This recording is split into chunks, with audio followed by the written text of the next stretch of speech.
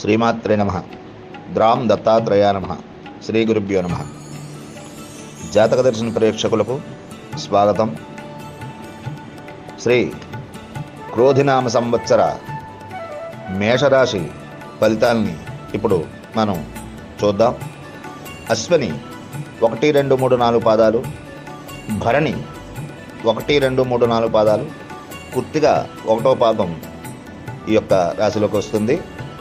ఈ రాశి వారికి సంవత్సరాద లఘాయితు 1/5/2024 వరకు కూడా గురుడు జన్మమున రజతమూర్తి, తదాది సంవత్సరం అంతా కూడా ద్వితీయమున తామరమూర్తి, శని సంచారం అంతా కూడా లాభంలో లోహమూర్తి, రాహుకేతువులు సంవత్సరం అంతా కూడా 12, 6 రాసుల్లో రజతమూర్తులుగా వర్తిస్తారు. ఈ సంవత్సరం ఈ రాశి వారికి గురుడు జన్మ సంసార స్థితితే కీర్తికి ఇబ్బంది, అలాగే పై అధికారుల వలన ఇబ్బంది, ధన వ్యయం, భయం, విరోధాలు కలగజేయడం, ద్వితీయమందు యశోబుద్ధిని, సౌభాగ్యంని, ధనదాయాన్ని, ధర్మ కార్యక్రమాలు చేయించే సంతోషం కలిగజేసే అవకాశం ఉంది.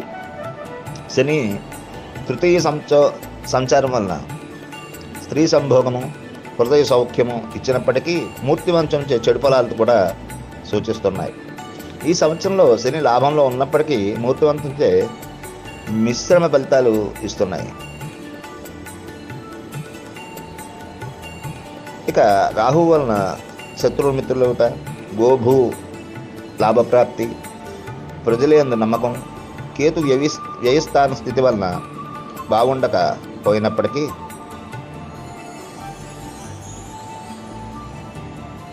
మూర్తివంతంచే కొన్ని శుభములను, కొన్ని అశుభాలు కూడా మిశ్రమ ఫలితాలతో ఇస్తాయి. ధన ఖర్చు పెరిగినప్పటికీ ఇది శుభకరమైన ఖర్చుగా ఉంటుంది. అంటే వివాహాది త్యాదులు అవి ఉండొచ్చు. ఈ సంవత్సరం విద్యార్థులు మంచి మార్కులతో ఉత్తీర్ణ సాధించే అవకాశం ఉంది.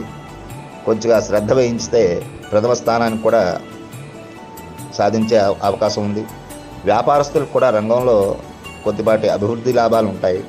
రాజకీయ నాయకులు తమ రంగంలో కొద్దిపాటి వృద్ధిని, పైవారిచే గుర్తింపుని పొందే అవకాశం ఉంది.